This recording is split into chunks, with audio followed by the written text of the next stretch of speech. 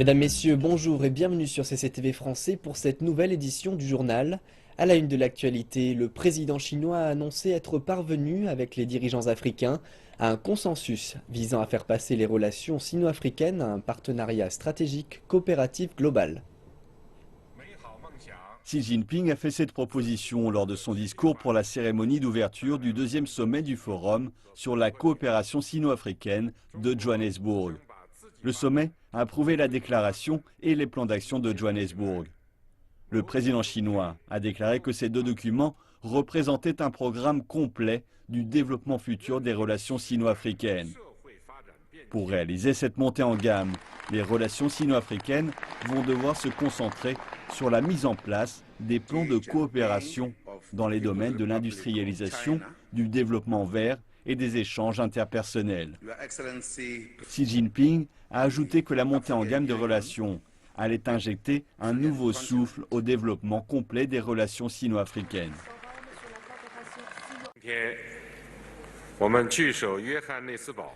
Aujourd'hui, nous sommes réunis ici à Johannesburg pour renouveler l'amitié sino-africaine sur le thème Chine-Afrique, progresser ensemble, coopération gagnant-gagnant pour un développement commun.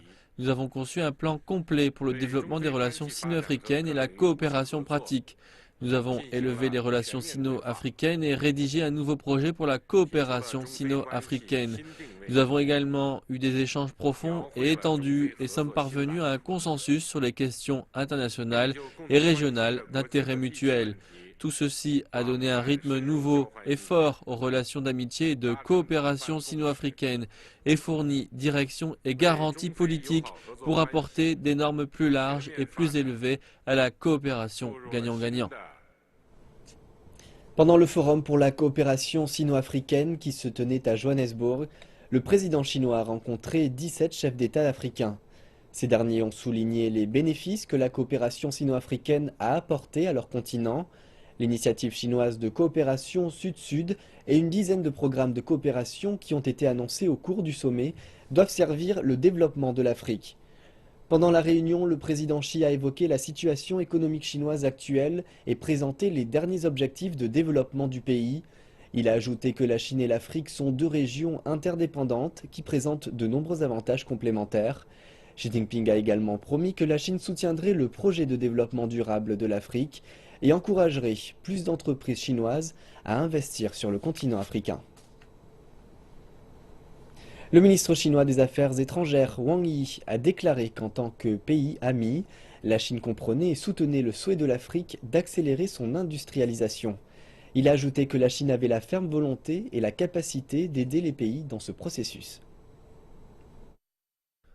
Wang Yi a fait cette déclaration avec son homologue sud-africaine Maïté Nkoana Mashabane lors d'une conférence de presse après la fin du sommet samedi du Forum sur la coopération Chine-Afrique à Johannesburg. Wang a déclaré qu'après avoir obtenu l'indépendance politique, les pays africains avaient désormais besoin d'une indépendance économique et de développer leur propre système industriel. Il a ajouté que la Chine renforcerait sa coopération avec l'Afrique sur la base de la non-ingérence dans les affaires internes et de consultation sur un pied d'égalité. La Chine a eu une bonne coopération dans la capacité de production avec les pays africains comme le Kenya, l'Éthiopie, la Tanzanie et l'Afrique du Sud. La coopération industrielle a également été considérée comme une priorité dans les 10 programmes de coopération nouvellement annoncés. Après des décennies d'industrialisation, la Chine a accumulé une grande quantité de capacités de haute qualité, une technologie mûre et le soutien financier nécessaire. La capacité et la technologie de la Chine en particulier conviennent aux besoins actuels de développement des pays africains. La Chine peut fournir des biens de haute qualité et pas chers et une technologie. Donc nous souhaitons et nous sommes qualifiés pour être un partenaire idéal de l'Afrique dans son industrialisation. Et afin de faire avancer les relations avec l'Afrique, le président Xi a également proposé 10 plans de coopération majeurs avec le continent lors de l'ouverture du sommet FOCAC. Le commissaire de l'Union africaine pour les infrastructures et l'énergie a indiqué que les attentes sont grandes concernant cette collaboration. 10 plans sur lesquels la coopération Chine-Afrique va se concentrer dans les 3 prochaines années. Il couvre les domaines de l'industrialisation, de la modernisation de l'agriculture, des infrastructures, des services financiers, du développement écologique, du commerce et de la facilitation des investissements, de la réduction de la pauvreté, de la santé publique, des échanges de personne à personne et de la paix et de la sécurité.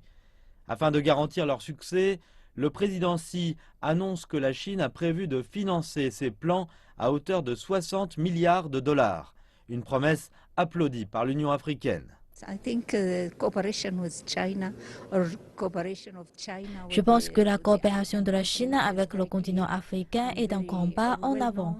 Nous avons signé l'accord MOU avec la Commission de l'UA et le gouvernement chinois pour le développement de 3 réseaux routiers, ferroviaires et aériens, et les attentes sont élevées dans ces domaines. En plus de ce soutien financier, la Chine assiste l'Afrique avec des formations de jeunes talents et du soutien technique. Cette politique a aidé le continent africain à se constituer une réserve de talents. La commissaire Ibrahim dit qu'elle apprécie cette aide, spécialement dans les domaines de l'informatique et des télécommunications.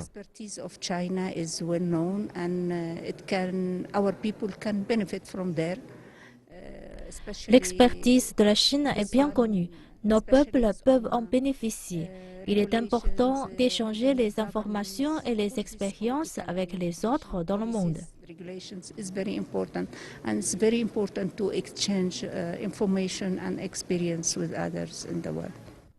La Chine a promis de renforcer le développement tous azimuts de ses relations avec le continent africain. Avec ces 10 plans, les deux parties pourront jouir d'une coopération plus fréquente et plus profonde. En approfondissant la coopération entre la Chine et les pays africains, la productivité des entreprises chinoises a fait des avancées importantes lors des 10 dernières années. Parmi ces entreprises, Hisense, qui est une des principales entreprises chinoises dans l'industrie des appareils électriques, a été reconnue et acceptée en Afrique du Sud. Même si l'entreprise donne la priorité à son propre développement, elle s'est aussi efforcée de créer une situation économique gagnant-gagnant en Afrique du Sud, en apportant un haut niveau de productivité et en sous-traitant plusieurs tâches à des entreprises locales. Reportage. Hisense est arrivée en Afrique du Sud en 1994. Elle a mis sur pied le groupe Hisense et le fonds CAD. Maintenant, Hisense a 2 entreprises dans le pays. Hisense Fabrication Afrique du Sud et Hisense Holdings, qui adhèrent au principe de la technologie, de la qualité, de l'intégrité et de la responsabilité, en mettant l'accent sur la possibilité de redonner à la société d'accueil en misant sur le processus d'opération pour créer des profits. Selon l'évolution de la demande sur les marchés, Hisense a adapté ses produits et a présenté une chaîne de production plus avancée avec des normes techniques chinoises qui font évoluer l'industrie en Afrique du Sud. Par exemple, ceci n'est pas un distributeur d'eau. En réalité, c'est un réfrigérateur. Hisense a ajouté un distributeur supplémentaire d'eau sur ses appareils pour répondre aux besoins des Sud-Africains qui préfèrent boire de l'eau froide. Nous avons apporté de Chine la meilleure technologie pour soutenir notre chaîne de production en Afrique du Sud. Deuxièmement, les équipements sur notre ligne de production en Afrique du Sud sont équivalents au niveau de la Chine, même plus avancés que celui d'autres entreprises dans le même secteur. Le niveau d'industrialisation en Afrique du Sud affiche un certain retard en ce qui a trait à la production de réfrigérateurs et de téléviseurs. L'entreprise chinoise doit donc produire par elle-même certaines pièces de rechange en Afrique du Sud, comme cette bande de cachetage utilisée pour les réfrigérateurs. Avant que nous puissions établir notre usine en Afrique du Sud, la production dans le pays se concentrait surtout sur l'assemblage de télé et de réfrigérateurs. Nous avons amené notre système de production SKD parce que celui de l'Afrique du Sud était seulement basé sur l'assemblage. Mais après que Hisense a fait son entrée dans l'industrie sud-africaine, nous avons commencé à introduire notre processus SMT pour la main-d'œuvre. Quant à la production, le niveau de notre production est inégalé en comparaison aux autres usines dans le même secteur en Afrique du Sud. Qu'est-ce qu'on peut dire au sujet de la technologie? En ce qui a trait à la technologie, prenez simplement la production de téléviseurs par exemple. Nous pouvons construire des téléviseurs de 32 à 82 pouces avec des écrans courbés. Normalement, la garantie sur les appareils électriques est de 2 ans en Afrique du Sud. Mais Hisense a décidé d'offrir une garantie de 4 ans en se basant sur la confiance que l'entreprise a en ses produits. Bien sûr, le message que nous voulons transmettre à nos clients est que la qualité de nos produits est garantie. Le contrôle strict de la qualité des produits de Hisense a non seulement changé l'impression des Sud-Africains sur le fabriqué en Chine, mais a aussi apporté des retombées à Hisense. Depuis que l'usine de Hisense s'est établie et a été mise en production en 2013, l'entreprise chinoise a réalisé la production annuelle de 400 000 unités de réfrigérateurs et de téléviseurs. L'année dernière, le chiffre d'affaires annuel de Hisense en Afrique du Sud a atteint 125 millions de dollars américains en vendant 260 000 téléviseurs. Les ventes de téléphones portables ont atteint 70 000 unités et 280 000 ensembles d'appareils électroménagers, qui sont grandement appréciés par les consommateurs locaux, ont été vendus. Hisense s'est concentré sur la gestion locale depuis son arrivée en Afrique du Sud, y compris pour la production, l'administration, les ressources humaines et l'investissement. Hisense a créé 700 emplois directs et 3 000 emplois indirects dans le pays. Pendant la mise en œuvre de sa stratégie de localisation, des efforts ont été mis pour s'assurer que les deux cultures dans le secteur de l'approvisionnement soient prises en compte. Cette réalité a permis aux employés sud-africains de reconnaître le modèle de gestion de Hisense et sa stratégie de développement. Les appareils électroménagers étaient très coûteux avant l'implantation de notre processus de localisation de la production. Après sa mise en place, les consommateurs ont pu bénéficier de prix plus bas.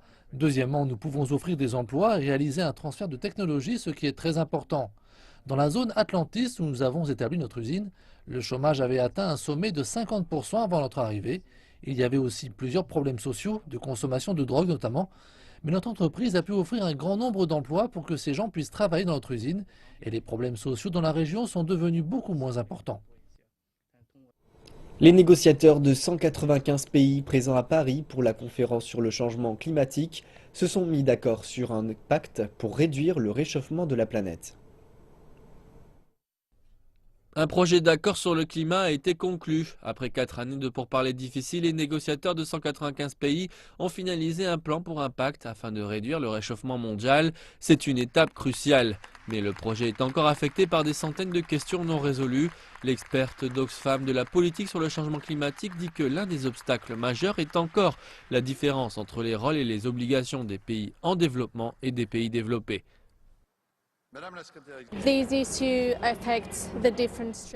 Ces questions portent sur les différents aspects des négociations, dont la hausse de l'ambition des réductions des émissions. Elles amènent les responsabilités dans la mise en place d'un soutien financier et c'est la question clé que les ministres devront apporter et résoudre durant les négociations de la semaine prochaine. Les discussions de haut niveau débuteront à Paris lundi. Les ministres du monde entier essaieront de transformer le projet d'accord contraignant. La Chine a exprimé sa frustration concernant le rythme lent des négociations, mais le haut négociateur sur le climat de la Chine a déclaré qu'il était confiant quant à un accord.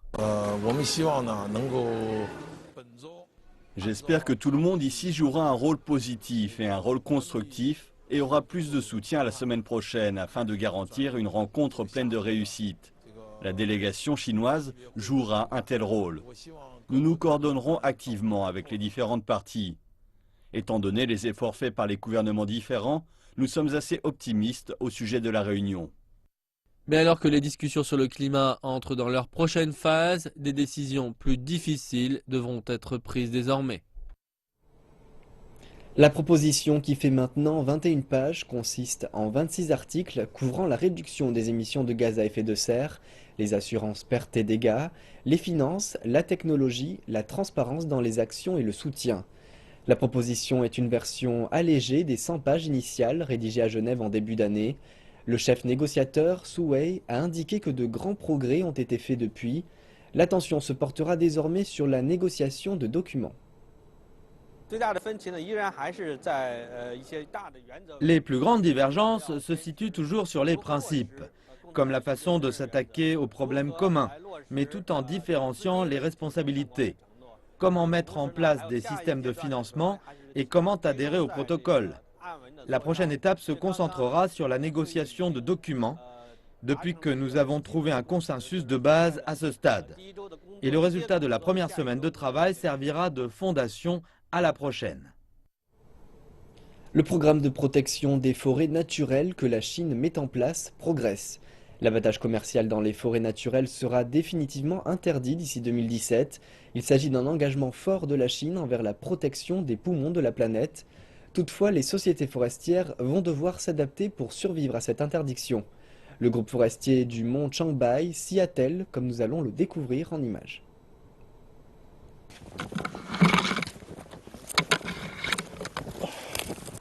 Cela fait près de 30 ans que Shou Wenguang est bûcheron. Mais cette année, il a dû remiser sa tronçonneuse car l'abattage commercial des forêts naturelles a été définitivement interdit dans le nord-est de la Chine.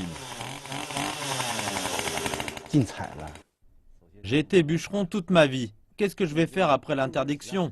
Comment vais-je gagner ma vie? Les bûcherons n'ont pas beaucoup d'éducation. Nous nous sentons trop perdus et incompétents pour nous en sortir seuls. Ces bûcherons connaissent les forêts comme leur poche. C'est pourquoi certains d'entre eux ont été embauchés comme gardes forestiers. Je veux devenir garde forestier car j'ai coupé tellement d'arbres par le passé. Maintenant, je veux protéger ces arbres et les garder pour les générations futures. Car l'activité de garde forestier ne suffira pas à une société dont l'activité principale consistait en l'abattage et la transformation du bois. Le groupe forestier du mont Changbai s'est vu attribuer 24 000 km² de forêt, soit l'équivalent de 80% de la Suisse. Il procède à une transformation de son modèle commercial et plutôt que d'abattre les arbres, il va tirer parti de ce qu'offre la forêt. Les industries vertes explosent. Ceci inclut la culture de champignons comestibles et médicaux dans la forêt. Les ouvriers fabriquent 1 million de sacs plastiques pour cultiver les champignons, en se servant de la biomasse des forêts. Les sacs seront distribués aux personnes vivant dans les forêts. Les ouvriers pourront faire pousser eux-mêmes des champignons et gagner plus d'argent. Et nous pourrons réaliser un chiffre d'affaires de 20 millions de yuan par an. Les zones forestières se voient de plus encouragées à développer le tourisme afin de créer des emplois au niveau local. Le lac Laolike est par exemple devenu célèbre pour ses paysages enneigés. La forêt ne sera ouverte au tourisme qu'en hiver afin de minimiser l'impact sur son écosystème. Les touristes, et en particulier ceux du sud de la Chine, se ruent sur ce monde féerique. Nous n'avons pas beaucoup de neige dans les villes. Nous sommes très contents de venir ici et je pense qu'il protège bien l'environnement. Je vais conseiller à mes amis de venir. La forêt reste la même, mais la mentalité des Chinois évolue. Les personnes vivant dans les forêts cherchent un nouvel équilibre avec Mère Nature. Les pluies torrentielles qui sont tombées sur l'État indien de Tamil Nadu ces 3 derniers jours ont diminué vendredi, mais la misère de dizaines de milliers de personnes est loin d'être terminée. La plupart des habitants de l'État sont toujours bloqués sur les toits de leurs maisons. Mardi, 300 mm de précipitations sont tombées en 24 heures sur la capitale de l'État, Chennai, du jamais vu en décembre depuis un siècle. Des dizaines d'habitations sont toujours submergées. Des centaines de secouristes ont aidé à évacuer les habitants qui étaient piégés. Le gouvernement a installé 97 camps et fourni nourriture et abri à 62 000 personnes. Les autorités indiennes indiquent qu'au moins 300 personnes ont perdu la vie depuis le début des fortes pluies, il y a un mois de cela. La Force nationale indienne de réponse aux catastrophes naturelles a déclaré que les opérations de sauvetage s'intensifient à Chennai à mesure que la pluie diminue. Cependant, les critiques fusent contre le gouvernement qui n'a pas su répondre à temps aux précipitations les plus importantes depuis un siècle. La pluie diminue et les opérations de sauvetage vont pouvoir être accélérées. Des hélicoptères ont largué de la nourriture sur les toits des personnes bloquées par les inondations et le ministère de la Défense a doublé le nombre de soldats déployés pour aider au sauvetage. Le chef de la Force nationale de réponse aux catastrophes dit que plus de 16 000 personnes ont été sauvées dans tout l'État et que les opérations ont été intensifiées. Nous essayons d'intensifier nos activités dans les zones qui sont encore sous l'eau et où des gens sont encore bloqués. Ils ont besoin de matériel, de l'eau et de la nourriture. Mais à part ça, nous tentons de les persuader d'évacuer leur maison pour les emmener en lieu sûr. Et il ajoute qu'il s'agit du plus grand déploiement en situation d'inondation. 50 équipes de 1500 personnes de réponse aux situations d'urgence et 200 bateaux ont été déployés dans tout l'État. Maintenant, nous essayons petit à petit de passer à autre chose car nous savons que les opérations de sauvetage ont des limites. Nous assistons l'administration d'État et nous sommes en contact permanent, particulièrement avec le département du territoire, le département des opérations de sauvetage et la police de Chennai. Et nous essayons d'assister ces agences dans la distribution de matériel. Malgré les efforts combinés, l'aide doit encore atteindre certaines zones toujours isolées. Les habitants sont en colère depuis qu'ils ont appris que les autorités avaient pris la décision de libérer les eaux de certains lacs sur le point de déborder, mais sans prévenir les habitants des environs. Le département des travaux publics dit avoir prévenu de la situation, mais que l'information n'est pas parvenue aux intéressés en raison d'une coupure des médias et des télécommunications. Pour la première fois en 137 ans, l'édition de Chennai du quotidien The Hindu n'est pas partie sous presse jeudi. Le gouvernement a restauré certains vols commerciaux à la base aérienne près de la ville et les autorités aéroportuaires indiennes disent que l'aéroport de Chennai ouvrira pendant 4 jours pour faciliter les opérations de sauvetage.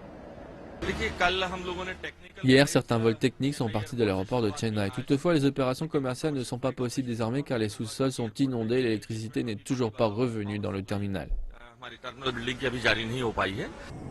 Les responsables disent que plus de la moitié des 859 zones que compte la ville sont toujours les pieds dans l'eau. La situation pourrait encore dégénérer avec la possibilité d'apparition de maladies dans cette ville côtière de 6 millions d'habitants. La Thaïlande renforce la sécurité sur son territoire après avoir confirmé l'existence d'une alerte russe ayant fait l'objet d'une fuite et concernant l'entrée possible de 10 militants de l'État islamique dans le royaume.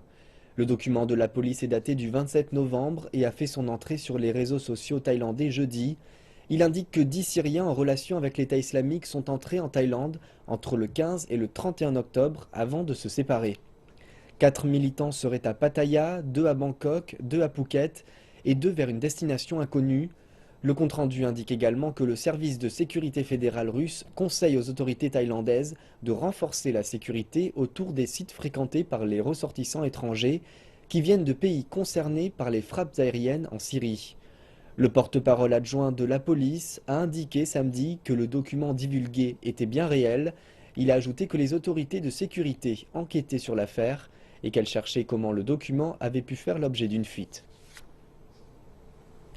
La police londonienne a annoncé que l'attaque au couteau de la station de métro de Leytonstone, dans l'est de la capitale anglaise, était traitée comme un incident terroriste.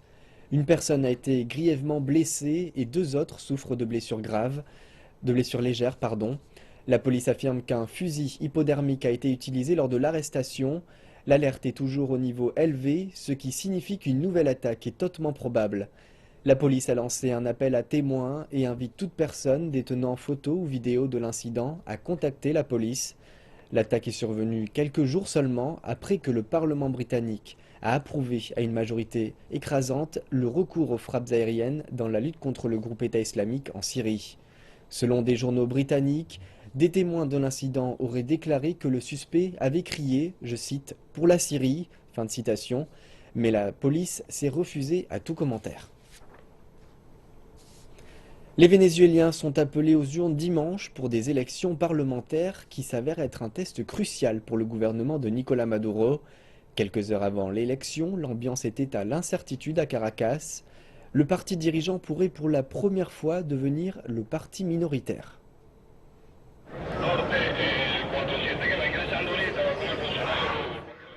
Il y a eu beaucoup d'attention sur le Venezuela aujourd'hui, bien que ce ne soit que les élections parlementaires. D'aucuns spéculent que ce qui les attend pourrait être un défi significatif pour le statu quo politique.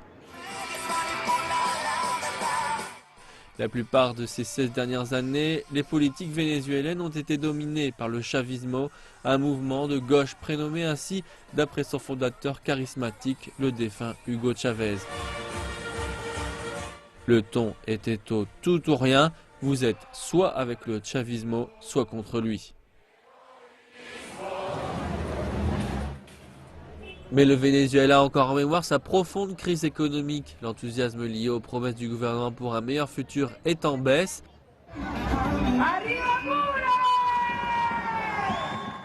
De multiples sondages d'opinion ont suggéré que l'opposition politique du Venezuela était maintenant plus populaire que le gouvernement.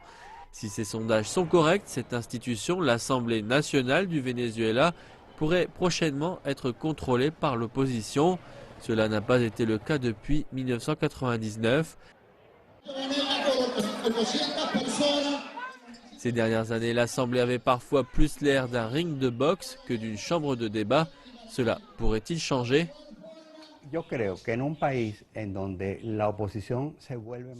Je pense que dans un pays où l'opposition revient avec une majorité, où il n'y a plus l'influence du président Chavez et où il y a une crise économique, le débat politique doit revenir. En 16 ans, il n'y a pas eu de réel débat dans ce pays. Mais est-ce que le gouvernement pourrait réellement travailler avec une opposition qu'il a longtemps diabolisée ? Oui, si l'opposition souhaite aider dans la construction du Venezuela de Chavez. S'ils viennent avec une approche constructive, alors oui, il y a de nombreuses choses qui doivent être faites.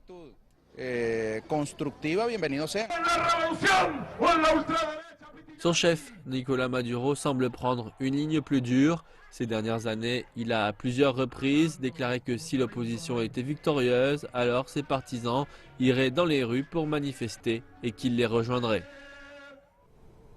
Et c'est la fin de ce journal. Merci pour votre attention et bonne suite de programme à toutes et à tous sur CCTV Français.